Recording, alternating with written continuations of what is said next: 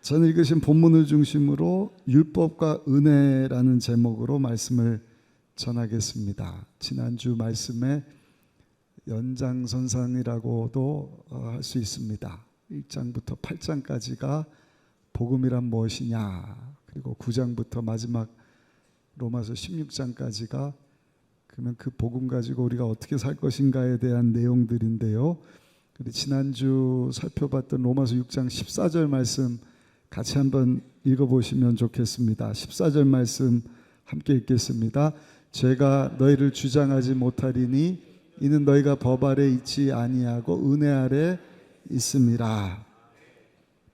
그리고 15절에 보니까 은혜 아래 있는데 법 아래 있지 아니하고 은혜 아래 있는 우리가 어떻게 죄를 지을 수 있겠느냐, 이렇게 말씀을 하면서 오늘 7장으로 이어지는 것을 봅니다. 율법이 뭐냐? 율법은 쉽게 말씀드리면 하나님이 택한 백성들에게 하나님의 자녀로 이렇게 살았으면 좋겠다 하고 주신 법칙입니다. 그리고 그대로 살면 약속의 땅, 젖과 꿀이 흐르는 땅에 들어갈 뿐만 아니라 정말 하나님께서 약속하신 풍성한 복을 누리며 살 수 있을 것이다. 너무 귀한 것이 하나님의 율법이죠. 근데 유대인들이 그 율법을 참 소중히 여깁니다. 근데 문제는 그 율법을 자기네들이 다 지킬 것으로 착각하면서 사는 거예요. 더 큰 문제가 뭐냐? 다 지키지 못할 뿐만 아니라 다 지키지 못하는 그 율법을 통해서 본인들이 구원받을 수 있다. 다시 말씀드릴게요. 율법은 나쁜 게 아니라 하나님께서 택한 백성들을 잘되게 하시려고 주신 법입니다. 할렐루야. 근데 문제가 율법의 행위가 문제예요. 혼돈하시면 안 됩니다. 율법의 행위가 뭐예요? 그거 다 지킬 수 있다는 것입니다. 다 지킬 때 하나님의 자녀가 되고 완벽하게 지킴으로 우리는 구원받을 수 있다. 안 되거든요. 어려운 일일 뿐만 아니라 이거는 안 되는 일입니다. 예수님께서 제자들에게 형제들을 보고 미워하는 자는 살인죄를 짓는 것 같다. 우리가 율법 쉽게 지킬 수 있습니다 라고 말하는 사람은 그냥 어렵지 않은 것 한두 개는 지킬 수 있지만 이 성경에 하나님 주신 이 율법을 어떻게 완벽하게 다 지키냔 말이에요. 미움이 없는 사람이 어디 있어요? 근데 미움을 가지면 형제를 살인하는 거 다 살인죄예요. 또 간음하지 말라는 율법과 관련해서 예수님이요, 여자를 보고 마음의 음욕을 품는 자마다 이미 간음한 자다. 그 생각과 마음으로 지은 그 죄 때문에 간음자가 간음하는 죄를 짓는 자가 돼버리니 그 율법을 어떻게 다 지키냔 말입니다. 또 성경에 보면 그 율법이 하는 역할이 있는데 그것은 우리가 다 지키지는 못하지만 우리 안에 죄를 보게 하는 거울 역할을 합니다. 계속 말씀드리지만 그 죄를 비추는 거울 역할을 하지만 그 죄를 씻어낼 수는 없어요. 우리의 죄는요, 오직 죄 없으신 예수님의 피로만 우리의 죄를 씻어낼 수 있는 줄로 믿습니다. 율법이 우리에게 구원의 필요성을 알려줍니다. 그러나 그 율법이 구원의 조건은 아닌 것입니다. 혼돈해서는 안 돼요. 율법이 나쁜 것이 아니다. 하나님 주신 것이다. 나 다 지킬 수 없다. 그것을 완벽하게 지키지 못한다. 그것을 아신 하나님이 우리에게 은혜를 베풀어 주셨습니다. 오늘 제목이 율법과 은혜거든요. 이것만 여러분들이 이해를 잘 하셔도 성경 말씀 한 반 이상은 쉽게 이해를 하실 수가 있습니다. 은혜는 뭔가? 은혜는 하나님이 우리에게 주시고자 하는 모든 좋은 것이 은혜입니다. 할렐루야. 그 모든 좋은 것이 담겨져 있는 것이 복음이에요. 로마서를 시작하면서 로마서 전체가 복음이다, 굿뉴스다, 좋은 소식이다. 요약하면 예수 그리스도가 복음이다. 하나님의 모든 좋은 것의 핵심은 하나님의 아들 예수 그리스도, 그 예수님이 하나님의 아들이시고 구원자이심을 믿는 것이 복음이에요. 그래서 우리는 복음을 부끄러워하지 않습니다. 왜냐? 예수를 믿는 모든 자에게는 하나님께서 구원을 주시는 능력이 되기 때문에. 아멘. 하나님이 예비하신 큰 은혜, 그것을 함축한 것이 예수 그리스도의 복음입니다. 자, 이 복음을, 이 엄청난 은혜를 우리가 어떻게 받는가? 믿음이라고 하는 스위치를 눌러서 받는 거예요. 로마서 1장 17절 말씀 우리 같이 한번 읽어보시겠습니다. 복음에는 하나님의 의가 나타나서 믿음으로 믿음에 이르게 하나니 기록된 바 오직 의는 믿음으로 말미암아 살리라 함과 같으니라. 아멘. 복음은 우리가 절대로 율법을 통해서 얻을 수 없는 것 두 가지를 주는데, 그것이 뭔가? 죄사함과 의로움입니다. 죄사함과 의로움. 죄사함과 의로움은 우리의 죄를 대신하여서 십자가에서 희생제물 되어주신 예수님을 우리가 믿을 때 내 죄가 예수님께 전가되고 내 죄가 사함을 받고 예수님의 의로움이 나에게 전가되는 줄로 믿습니다. 여러분, 이것이 하나님의 은혜고 아까 말씀드린 것이 하나님의 율법이에요. 유대인들은 이 은혜를 알지를 못합니다. 그래서 사도 바울이 오늘 7장에 보시면 이 7장과 8장이 이렇게 패키지로 여러분들이 보시면 좋은데, 7장 앞부분에 이 율법과 은혜의 관계를 결혼과 연결시켜서 이해하기 쉽게 설명해 주는 것을 봅니다. 그 당시 문화는 남성 중심의 사회입니다. 여성이 남자하고 결혼을 하면 여성이 남자에게 예속이 돼요. 그래서 여자는 카운팅이 안 되죠. 성경에도 그 모인 사람 수를 해야 할 때는 여자와 아이 수는 빼는 것을 봅니다. 특별히 로마법으로는 남편에게 시집온 이 여자에게는 자유함이 없습니다. 물론 남편이 시집온 아내에게 잘해준다, 아주 인격적으로 배려해주고 사랑을 많이 베풀어 주면 무슨 문제가 있겠습니까? 그 아내가 여보 고마워요 그러고 행복한 부부생활 가정을 이룰 수 있을 텐데, 문제는 남편이 그 아내를 그냥 막 폭력적으로 대한다든지 비인격적으로 함부로 한다든지, 그러면 이 아내가 도저히 남편하고 살 수가 없어요. 문제는요, 살 수 없다고 해서 헤어질 수가 없는 거예요. 그 남편 싫다고 가서 다른 남자를 만난다든지 하면 그는 간음죄에 이르는 것입니다. 이 여자가 이 남자에게서 자유함을 얻을 수 있는 비결은 딱 한 가지다. 그게 뭔지 아세요? 결혼한 남편이 죽으면 된다는 것입니다. 그러면 이 여자가 다른 남자 만나도 되고 다른 남자 만나서 시집을 가도 전혀 간음죄가 아니다. 그게 오늘 1절에서 3절까지인데 한번 읽어보실까요? 로마서 7장 1절로 3절까지 같이 한번 읽어보시겠습니다. 형제들아, 내가 법하는 자들에게 말하노니 너희는 그 법이 사람이 살 동안만 그를 주관하는 줄 알지 못하느냐. 남편 있는 여인이 그 남편 생전에는 법으로 그에게 매인 바 되나 만일 그 남편이 죽으면 남편의 법에서 벗어나느니라. 그러므로 만일 그 남편 생전에 다른 남자에게 가면 음녀라. 그러나 만일 남편이 죽으면 그 법에서 자유롭게 되나니 다른 남자에게 갈지라도 음녀가 되지 아니하느니라. 아멘. 이게 1절에 보니까 내가 법 아는 자들에게 말한다. 이 법 하는 유대인들, 바리새인들, 율법을 다 지킬 수 있다. 이걸 지켜야 하나님의 자녀가 되고 이걸 완벽하게 지킬 때 구원받을 수 있다 하는 자들, 그들에게 지금 비유로 이것을 설명을 하고 있는 것입니다. 법 아는 자들, 법 아래 있다는 것입니다. 법 아래 있다는 것은 율법 아래 있다는 것입니다. 그 뜻은요, 그 법의 적용을 받는다는 거예요. 쉽게 말씀드리면 그 율법 때문에 자기가 죄인인 것을 알게 되었다는 것입니다. 그 율법 아래 있는, 그 율법을 아는 자들은 다 죄인이라는 것입니다. 근데 여러분, 그 율법이 죄를 보게는 하지만 그 율법의 문제를 해결할 수 없으니 그 죄에 그 율법에 얼마나 시달림을 당하겠어요. 이것도 해야 되고 저것도 해야 되고, 이것도 못 지켰고, 이것도 못 지키면 나 하나님 자녀가 될 수 없네, 구원받을 수 없네. 얼마나 그 죄가요 힘들게 여러분 억압하고 속박을 하겠냔 말입니다.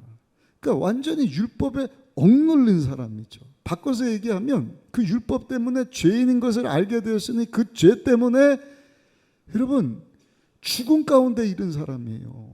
죄의 삭은 사망이다 말씀하지 않습니까? 그래서 로마서 3장 10절에 뭐라고 말씀을 하는가? 기록된 바 의인은 없나니 하나도 없으며 깨달은 자도 없고 하나님을 찾는 자도 없고 다 치우쳐 한 가지로 무익하게 되고 선을 행하는 자는 없나니 하나도 없도다. 그러니까 이 율법 아래 태어나서 율법 아래 이 율법의 이 억누름에서 자유함을 얻지 못한 사람은 다 사망 가운데 이르게 되었는데 모든 사람이 죄인이다 이렇게 말씀을 합니다. 왜냐? 이 율법이 있지만 그것이 죄인인 것을 알게 할 뿐 그 죄의 문제를 해결할 능력이 없어요. 벗어날 방법이 없다는 것입니다. 그러면서 사도 바울이 강조하는 게 뭐예요? 그런데 그 무시무시한 율법의 굴레에서 속박에서 벗어나 해방 얻을 수 있는 방법이 한 가지 있는데 그게 뭐예요? 마치 남편에게서 자유하기 원하면 남편이 죽으면 그 여인이 자유로운 것처럼 이 율법에서 자유로울 수 있는 방법은 율법이 죽으면 된다. 그렇죠? 근데 율법이 죽을 수 있느냐? 절대로 안 죽습니다.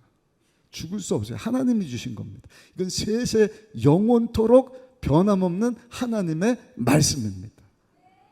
율법이 죽을 수는 없어요. 그럼 누가 죽어야 돼요? 그 율법 때문에 죄인이라 일컬음 받은 우리가 죄 때문에 죄인인 것을 알게 되었을 뿐만 아니라 죄의 문제를 해결한 받지 못한 내가 그 죄 때문에 죽어야 되는 것입니다. 죄값을 치르고 사망 가운데 하나님과 원수되어서 하나님의 심판받아 영원한 지옥 형벌을 받아야 되는 것이죠. 근데 여기 임하는 것이 있는데 그것이 뭔가 하나님의 은혜라는 것입니다. 하나님의 은혜예요. 율법은 안 죽어요. 내가 죽어야 돼요. 근데 성경에 오늘 4절에 보니까 내가 그 율법 때문에 죄인인 것을 알고 죄의 삭시 사망인 결과로 내가 죽어야 되는데 세상에 나 대신 죽어주신 분이 계시니 죄 없으신 하나님의 아들 예수 그리스도가 죽어주셨다. 하나님이신데 피조물, 제가 지난주인가 한번 보여드리지 않았습니까? 지구가 점이에요. 점 가운데 수십억 인구 중에 보이지도 않는 먼지 같은 나 같은 존재, 나 같은 이 죄인, 어찌할 수 없는 죄덩어리를 대신하여서 하나님이 사람이 되어주셨다. 그리고 죄인이 죄인의 죄의 문제를 해결할 수가 없어요. 죄인이 어떻게 죄값을 지불을 합니까? 의인이어야 죄값을 지불하고 그 의인의 의로움 때문에 내 죄사함이 내가 죄사함을 받고 내가 의롭게 되는 것 아니겠습니까? 그 예수님은 육을 입고 오셨는데 성령으로 잉태하셔서 죄가 없으셔요. 근데 십자가에서 나 대신 그 죄값을 담당하시고자 죄값을 지불해 주셨다. 나 대신 죽어 주셨다. 그것이 4절 말씀이에요. 우리 로마서 7장 4절 한번 읽어보시겠습니다. 그러므로 내 형제들아 너희도 그리스도의 몸으로 말미암아 율법에 대해 죽임을 당하였으니 이는 다르니 곧 죽은 자 가운데서 살아나신 이에게 가서 우리가 하나님을 위하여 열매를 맺게 하려 함이라. 아멘. 여기 예수님이 죽으셨는데 예수님이 죽으신과 함께 따라합시다. 나도 죽었습니다. 이건 또 무슨 말인가? 예수님이 나의 죄를 대신해서 율법은 죽을 수 없으니까 죽어주셨는데 나 대신 죽어주셨는데 성경에는 보니까 나 또한 죽었다. 언제 죽었을까? 한번 따라 하실까요? 내가 침례 받았을 때 죽었습니다. 오늘 물침례식이 있는데 우리 2차로 한 40여 분 다음 세대국 장년들이 물침례를 받습니다. 예수 믿고 죄사함 받고 하나님 자녀가 되었습니다 하고 침례를 다 받으셨죠? 기억이 안 나셔요? 안 받은 분들은 꼭 받으세요. 이건 하나님과 사람 앞에서 아주 우리가 이렇게 입증하는, 내가 예수님과 함께 죽고 예수님과 함께 살겠습니다, 거듭난 천국 백성으로 살겠습니다 하고 공포하는 것입니다. 중요한 성례식입니다. 로마서 6장 3절에 이렇게 말씀을 해요. 우리 로마서 6장 3절 한번 읽어보시겠습니다. 무릇 그리스도 예수와 합하여 침례를 받은 우리는 그의 죽으심과 합하여 침례를 받은 줄을 알지 못하느냐. 그러니까 침례가 나오면 죽음을 생각을 하면 돼요. 예수님이 십자가에서 우리를 위해서 죽어주셨습니다 하는 것을 내가 믿고 침례를 받을 때 나 또한 예수님이 십자가에서 주신 것처럼 내 옛사람에 대하여 죄의 종노릇 하던 내 육체에 대하여 내 자아에 대하여 나는 죽었습니다. 죽게 되었다는 것입니다. 바꿔서 얘기하면 이제는 내가 죽었으니까 그 죄에 대하여서 자유하다는 것입니다. 아멘이십니까? 갈라디아서 2장 20절 말씀이에요. 이 말씀 아주 중요한 말씀인데 갈라디아서 2장 20절 말씀 함께 읽어보실까요? 내가 그리스도와 함께 십자가에 못 박혔나니 그런즉 이제는 내가 사는 것이 아니요 오직 내 안에 그리스도께서 사시는 것이라. 이제 내가 육체 가운데 사는 것은 나를 사랑하사 나를 위하여 자기 자신을 버리신 하나님의 아들을 믿는 믿음 안에서 사는 것이라. 아멘. 우리 성도는 이 갈라디아서 2장 20절 말씀을 항상 기억해야 합니다. 그리고 하나님의 은혜 가운데 살고 있음을 잊지 말아야 합니다. 내가 죄 때문에 죽어야 되는데 율법은 죽을 수 없고 내가 죽어 마땅한데, 내가 죄인인 것을 율법이 알려줘서 죄값을 치러야 되는데 하나님의 아들 예수님이 대신 죽어주셨구나. 놀라운 것은 내가 그 예수님을 믿어 삶 가운데 영접할 때 예수님이 십자가에서 죽은 것처럼 주여 나도 예수님과 함께 죽었습니다. 근데 죽고 끝난 것이 아니라 이제는 하나님의 자녀로 새로운 피조물로 거듭났다. 다시 살게 되었다. 죄에 대하여 자유한 그러한 모습으로 저 여러분들이 살게 된 줄로 믿습니다. 이것이 하나님의 은혜예요. 은혜는 수동태입니다. 예전에 한번 말씀드렸죠. 은혜는요, 하나님이 예비하신 하늘의 모든 좋은 것인데 자격 없는 나에게 하나님이 그냥 주신 하나님의 선물입니다. 내가 힘쓰고 애쓰고 공덕 쌓고 수양 쌓고 뭐 수련해서 하나님이 이쁘다 그러고 주시는 게 은혜가 아니에요. 그냥 하나님이 받을 자격이 없는데도 불구하고 마치 저 여러분들로 하여금 예수님을 알게 하시고 저 여러분들로 하여금 예수님을 믿게 하시고 그 예수님이 나 대신 죽어주셨대. 그리고 내가 그 예수님을 믿음으로 나 또한 십자가에서 죄에 대하여 죽고 다시는 죄의 종노릇하는 것이 아니라 사단 원수마귀와 상관이 없는 하나님의 자녀 천국 백성 만들어 주었다 하는 것을 믿게 하시는 것이 하나님의 은혜입니다.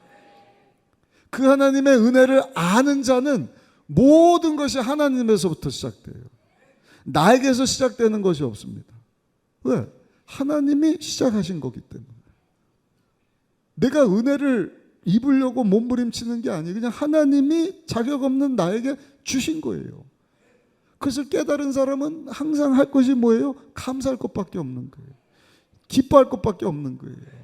그 예수님 주로 모시고 그 예수님과 함께 죽은 자는요, 그 예수님과 함께 어디를 가나 하나님의 나라, 그 예수님과 함께 천국의 의와 평강 기쁨을 누리며 사는 줄로 믿습니다. 그것에 대해서 6절에 보니까 이렇게 말씀을 합니다. 오늘 로마서 7장 마지막 본문 6절 말씀 한번 읽어보시겠습니다. 이제는 우리가 얽매였던 것에 대하여 죽었으므로 율법에서 벗어났으니 이러므로 우리가 영의 새로운 것으로 섬길 것이요 율법 조문의 묵은 것으로 아니할지니라. 율법의 조문이라는 것이 뭔가 율법의 행위입니다.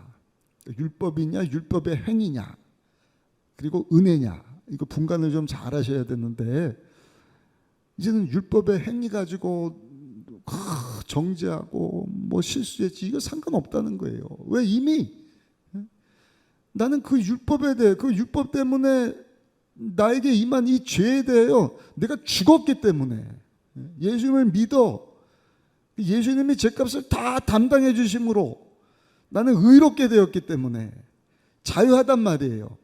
할렐루야.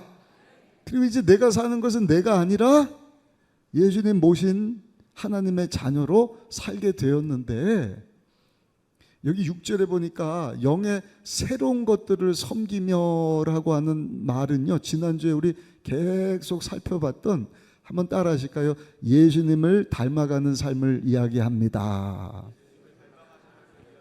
그러니까 내가 예수님과 함께 죽었어, 그리고 예수님과 함께 살았어, 죄와 상관없는 하나님의 자녀가 되었어 하고 끝나는 것이 아니라 공사 중이라 그랬잖아요. 성화의 삶을 살아야 된다.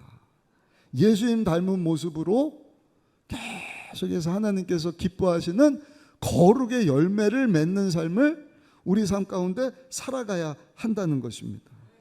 두 가지를 말씀드렸죠. 첫 번째가 예수님 영원한 말씀 붙잡고 우리는 영원한 주님 닮아가기를 원하는데, 예수님은 어떤 모습을 우리에게 보여주셨다? 겸손한 모습으로 섬기는 모습을 보여주셨다. 마태복음 20장 28절입니다. 우리 한번 읽어보실까요? 마태복음 20장 28절입니다. 인자가 온 것은 섬김을 받으려 함이 아니라 도리어 섬기려 하고 자기 목숨을 많은 사람의 대속물로 주려 함이니라. 아멘. 그래서 나에게 섬기고자 하는 마음이 있는가? 이게 잘 안 됩니다. 내 자아가 죽지 않으면 그냥 죽은 척 한 것이지, 기절만 하고 집에 돌아가고 또 내가 탁 죽지 않으면 뭐가 남는다고요? 내가 죽어야 예수님이 드러나는데, 내가 죽지 않으면 내 안에 살아있는 그 무시무시한 욕심이, 그 이기심이, 그 정욕이, 육신의 정욕뿐만 아니라 안목, 이생의 자랑 따라 살려고 그러면서 미기와 미움과 시기, 질투, 다툼 이런 것들이 확 생겨나는 것입니다. 섬김이 어디 있어요? 군림하려고 그러죠. 내 발 씻어. 내가 누군데? 자기가 아직 살아있는 사람이에요. 그러나 내가 십자가에서 예수님과 함께 죽고 이제는 예수님과 함께 주님을 본받고 주님을 드러내는 삶, 작은 예수로 살기를 원합니다 하는 사람은, 예수님은 섬김을 받으러 온 것이 아니라 섬기러 오셨다. 제자들의 발을 씻겨줄 때까지, 십자가에서 죽어주시기까지 섬겨주신 그 모습 가지고 자꾸 섬기려고 하는 것입니다. 또 한 가지, 예수님은 수고하고 무거운 짐진 자들아 다 내게로 오라, 수고하고 무거운 짐진 자들을 돌봐주게 오셨잖아요. 예수님과 함께 죽은 자들은 따라합시다. 주의 사랑으로 돌보는 일을 합니다. 내 사랑이 필요한 사람들. 그러니까 구원받으려고 교회와 성도들이 막 생색내려고, 이번에도 잼버리 집회가 그냥 그 폭염과 태풍 때문에 국가적인 망신받고 어려울 때 교회가 나서지 않았습니까? 극가닥에 우리 기도원에서 47년차 진행하는 전국 초교파 여성 금식, 한 3,000명 권사님 집사님들이 모였는데, 이용훈 목사님이 큰 결단 내리셔서 그거 다 외국인들 3,000명 내주고, 우리 어머니 집사님 권사님들은 다 여의도로 와주세요. 그 뭐 버스 수송비며 거기는 거기대로 막 섬겨줘. 생색내깁니까? 여의도 순복음교회 막 세계적인 교회다 이거 드러내려고 교회들이 막, 아니에요. 예수님이 우리 위해서 죽어주셨으니까 그 은혜 감사해서 예수님 닮은 모습으로 우리가 어떻게 하면 섬길 수 있을까? 뭐를요? 영혼을. 그래서 우리 여의도에서 모였을 때 제가 목요일날 설교를 했거든요. 여의도 그 새벽기도 그 방송 보면 우리 연합 성가대도 찬양을 너무 잘해 주셨고, 제가 말씀을 전했는데 기회다. K-팝으로 끝났지만 어떤 기회예요? 전 세계 4만 5천 명 10대가 모여서 미래 세대지 않습니까? 굉장히 많은 거예요. 4만 5천 명이 돈 주고 오라 그러도 안 올 때 자기네들이 1년 2년씩 자원봉사해 갖고 600만 원씩 비행기값 뭐 참여비 해 갖고 4만 5천 명이 왔단 말입니다. 근데 막 폭염에 막 어려울 때 교회가 나서면서 교회 수련관 뭐 기도원에서 섬겨주니까 뭘 보는 거예요? K 영성을 보는 거예요. 아멘. 대한민국이 어쩌다 이렇게 강대국이 됐느냐. 어쩌다가 K팝, K문화, K뷰티, K음식 또 뭐에 K마스크 또 하여튼 뭐든지 K만 갖다 붙이면 넘버원, 세계 넘버. 근데 그 이전에 뭐예요? K영성. 수많은 어머니들, 권사님, 집사님들, 성도님들이 모일 때마다 주여 기도했을 때 일제 치하에 있던 이 나라를 하나님이 살려주시고 6.25 전쟁의 잿더미 된 나라가 세계 경제 10위 안에 들게 하시고 이게 꿈 같은 일입니다. 꿈 같은 일이에요. 놀라운 일입니다. 근데 가면서 교회를 보고 수련회를 보고 동네마다 그려진 십자가를 보면서 와, 이렇게 대한민국이 잘 된 이유는 하나님의 은혜구나. 아멘. 그리고 모여서 과연 기도했더니 하나님이 6호 태풍을 잠잠하게 하시더라.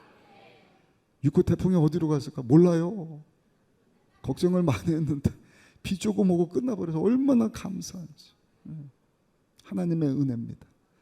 또 부르짖어 기도할 때 아람 군사가 도단성을 뺑 둘러진 쳐 엘리사 종이 그냥 어떡합니까? 겁냈지만 야 뭐 들어와냐? 우리와 함께 하신 하나님이 저들보다 더 많은 것을 알지 못하느냐?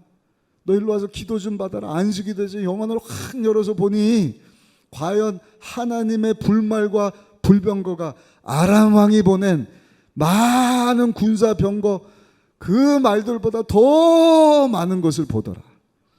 할렐루야. 그리고 안 못 보게 하더니 그 많은 군사를 다 자기 집으로 돌려보내는 거예요. 이런 게 6장 23절에 보니까 다시는 저들이 이스라엘 땅에 들어오지 못하니라. 우리가 기도했어요. 하나님, 다시는 정전 70주년을 맞이했는데, 광복절을 맞이했는데 다시는 일본 아니라 어떤 나라도 이 대한민국을 침략하지 못하게 하여 주옵소서. 다시는 전쟁이 발발하지 못하게 하여 주옵소서. 여러분, 기도의 능력이지 않습니까? 하나님의 은혜지 않습니까? 예수님이 우리에게 큰 은혜를 보여주시면서 이제는 예수님 닮은 모습으로 손해가 나지만 섬기는 삶을 살아라. 죄사랑으로 잼버리 청년들 돕듯이 사랑을 베푸는 삶을 살아라. 배고파 굶어 죽게 된 그 아람 군대 다 쳤까요? 엘리사 선지자가 아니요 배불리 먹게 해주세요. 손을 베풀어 줬더라고요. 파인애플이라고 하는 소책자가 있어요. 여러분들 시간 되시면 이런 책도 좀 사서 보시면 참 좋습니다. 한 30분이면 아마 읽을 겁니다. 소책자인데 내용이 재밌어요. 파푸아뉴기니라고 하는 섬인데 태평양에 있는 섬에 선교사 부부가 그 당시에는 막 식인종도 살았던 때라고 합니다. 지금은 아마 없을 겁니다. 선교지를 갔어요. 파인애플 농장을 집 앞에다 이렇게 세우고 선교를 하려고 하니까 사람들이 막 웅성웅성 모였어요. 뭐 하나 보자. 그때 땅을 막 갈고요. 파인애플 묘목을 심어요.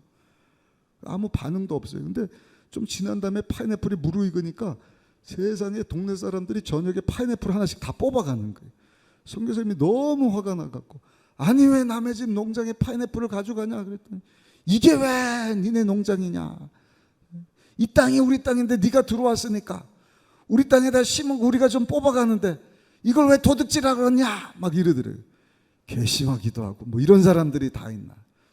그 다음에 다시 묘목을 그냥 그 사모님하고 정성스레 한 일주일 동안 심었는데 파인애플 익기도 전에 이번에는요 묘목을 다 뽑아다가 자기 집 앞에다가 막 심은 거예요. 그래서 또 막 불러다가 따졌대. 아니 왜 묘목을 다 가져가냐, 왜 훔쳐가냐. 언제 훔쳐갔냐, 이거 우리 땅이라 그러지 않았냐. 이왕지 심을 거 니네 집 앞에 심는 거보다 우리 집 가까이 심었는데 뭐가 문제냐 막 그러더래. 야 이게 안 되겠구나, 안 통하는구나. 철수다. 선교를 졌고요 고국으로 돌아왔대요. 쉼을 얻고 이제 선교사님들 대회가 있어서 세미나 참석을 했는데 이 선교사님이 설교할 기회가 있는데 어떤 설교를 했느냐? 주라 그리하면 더 풍성히 얻으리라. 근데 이 말씀을 전하면서 사모님하고 목사님이 회개하고 펑펑 울었대요. 다 하나님의 은혜고 큰 은혜를 받아서 그 받은 은혜 저 파푸아뉴기니 사람들에게 전하러 갔는데 저들하고 다투다가 선교를 철수하고 왔습니다. 회개하고 뉘우치고 다시 돌아갑니다. 하나님이 다 주신 거 그냥 주기를 원합니다. 그 다시 갔대요. 파푸아뉴기니 사람들이 웬일인가 모였어요. 근데 얘기를 합니다. 여러분 이제 하나님이 다 주신 것입니다. 이 농장도요 우리 게 아니라 하나님의 농장입니다. 여기 하나님이 주신 것 가지고 파인애플을 심기를 원하니까 우리 다 같이 먹읍시다. 근데 놀라운 일이요, 하나님의 농장이라 그러니까 야 하나님 거 도둑질했다가는 큰일 나겠다 그래서 한 사람도 도둑질을 안 해갔더래. 그럼 묘목 심고 파인애플 잘 자란 것 하나님 주신 거니까 우리 원래 그러기를 원했잖아요. 나눴더니 거기 예수 그리스도의 복음이 전해지고 하나님의 나라가 임하게 되었다는 간증을 들어보았습니다. 야고보서 1장 15절에 보면 죄의 족보가 나와요. 죄의 시작이 뭐부터인지 아세요? 욕심입니다. 욕심이 잉태한 즉 죄를 낳는다. 죄가 성장하니까 사망에 이르게 된다. 내가 하나님처럼 되고자 하고 싶어 하는 욕심, 교만 다 동의어예요. 내가 죽지 않으면 이런 죄의 족보, 욕심이 막 스멀스멀 올라와요. 만족하지 못하고 내가 누군데 예수님과 함께 죽고 예수님과 살아야 예수님처럼 겸손해져서 내가 어떻게 하면 섬길까? 주의 사랑에 필요한 자들을 어떻게 돌볼 수 있을까? 근데 이게 잘 되지를 않는 것입니다. 이기심과 거룩함이 함께 갈 수 없는 것이죠. 로마서 6장 22절에 보니까 이렇게 말씀을 합니다. 같이 한번 읽어보실까요? 로마서 6장 22절. 그러나 이제는 너희가 죄로부터 해방되고 하나님께 종이 되어 거룩함에 이르는 열매를 맺었으니 그 마지막은 영생이라. 예수님께서 우리에게 거룩함을 보여주시고자 자신을 내어주셨습니다. 우리에서 십자가에서 죽어주셨습니다. 그 예수님을 믿음으로 죄사함 받고 하나님 은혜 가운데 저 여러분들이 하나님의 자녀가 되었습니다. 그리고 예수님을 믿는 말미암아 우리 또한 죄에 대해서 죽은 자가 된 거예요. 나에 대해서 죽은 자가 됐어요. 할렐루야. 이제 예수님께서 원하시는 것이 있다고 한다면 예수님 닮은, 한번 따라합시다, 거룩한 삶 살기를 원하십니다. 그게 성화의 삶입니다. 거룩한 삶의 열매. 저는 우리 순복음의정복교 모든 성도들 가운데 가면 갈수록 예수님이 드러났으면 좋겠어요. 하나님의 선교도 우리 자녀들에게 다음 주 여러분도 시간 되시면 시간 오시지만 거기서부터 하나님의 선교가 시작되는 거예요. 어디 배 타고 일주일 동안 어려운 데 가서 예수님 사랑 실천하는 그것도 귀한 일이지만 하나님께서 원하시는 건 뭐예요? 하나님께서 주시기 원하시는 영생은 매일의 삶 가운데 예수님과 함께 죽고 예수님과 함께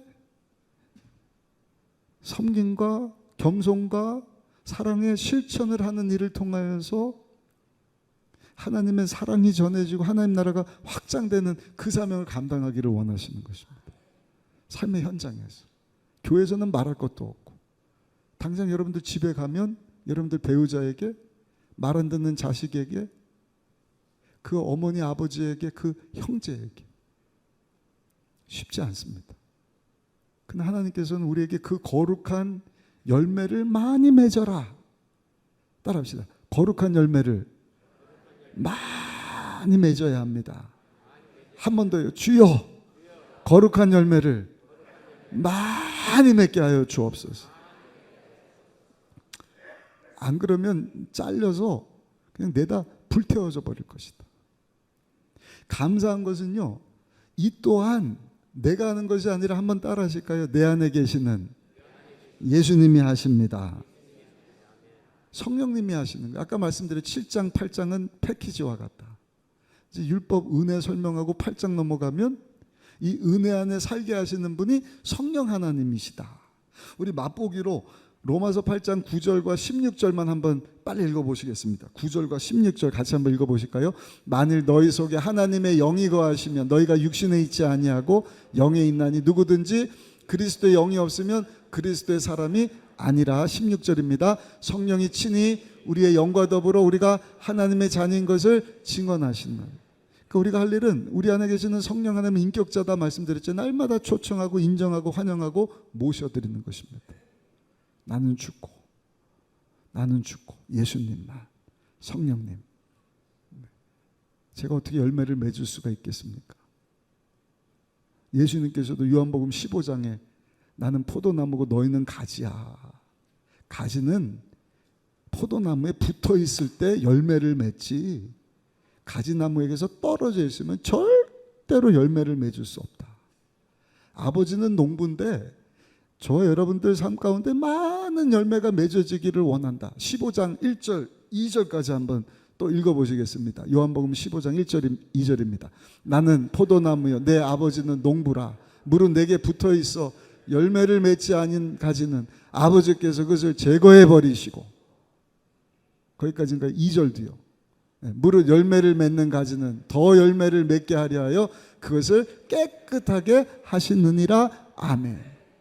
그러니까 하나님은 많은 열매 맺게 하시려고 우리를 깨끗하게 하시고 주의 보혈로 하나님의 말씀으로 우리를 깨끗하게 하신다. 3절의 말씀을 합니다. 그러면서 예수님이 포도나무인 예수님에게 우리가 딱 붙어 있어야 되는데 어떻게 우리가 예수님께 붙어서 예수님과 죽고 예수님과 함께 살면서 거룩한 열매를 많이 맺는 삶을 살 수 있을까? 7절에 답이 나와 있어요. 요한복음 15장 7절 말씀 같이 한번 읽어보시겠습니다. 같이 읽습니다. 너희가 내 안에 거하고 내 말이 너희 안에 거하면 무엇이든지 원하는 대로 구하라. 그리하면 이루리라. 너희가 내 안에 거하고 내 말이 너희 안에 거하면 너희가 예수님께 촛불집받는 삶 사는 것이다. 그리고 무엇이든지 구하면 예수님께서 그리하면 이루리라. 말씀과 기도. 기도와 말씀 혼돈이 되면 안 돼요.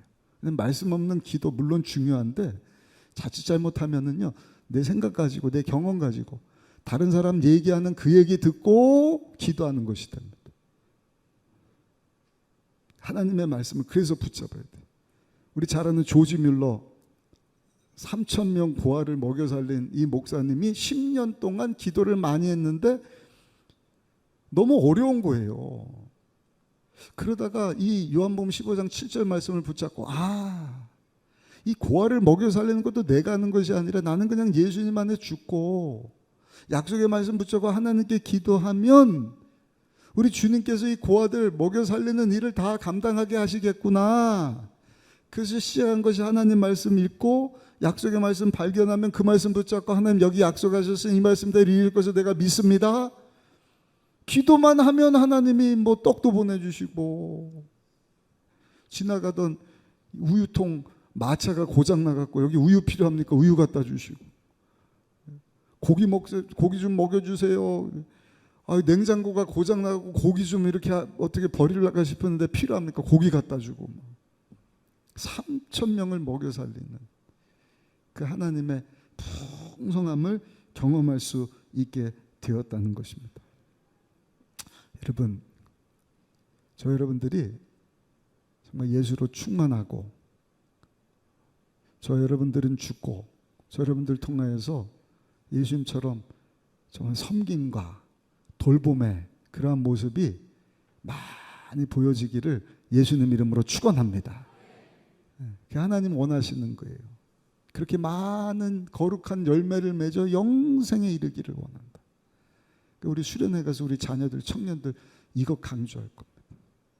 우리 모두 한 번만 해서는 안 돼. 주님 오시는 그날까지 우리가 예수님 닮은 모습으로 호련듯 변하여 부활의 몸을 입고 영광스러운 모습으로 확 바뀌기 전까지 계속 어떻게 해요? 예수님께 붙어 있어야 돼. 말씀과 기도, 말씀과 기도. 감사한 것은 마태복음 28장 제일 뒤에 보니까 예수님 뭐라고 말씀하셨어요? 볼지어다 세상 끝날까지 내가 너희와 항상 함께 있으리라. 예수님 우리를 떠난 적이 없어요. 성령으로 와 계셔요. 중요한 것은 우리가 말씀 붙잡고 그 주님 의지하는 것입니다. 기도하는 것입니다. 그러면 로마서 8장 28절 하나님 사랑하는 자 곧 그 뜻대로 부르심을 입은 자들에게는 모든 것이 합력하여 선을 이루시느니라. 결론입니다. 예수님 저 여러분들이 주인으로 모셨으니 그 예수님이 저 여러분들 대신해서 죽어주셨어요. 죄에 대해 자유케 하셨습니다. 죄의 종로로 다는 것이 아니라 이 마지막 때 더욱더 성령 충만, 말씀 충만, 기도 충만. 그래서 예수님 닮은 그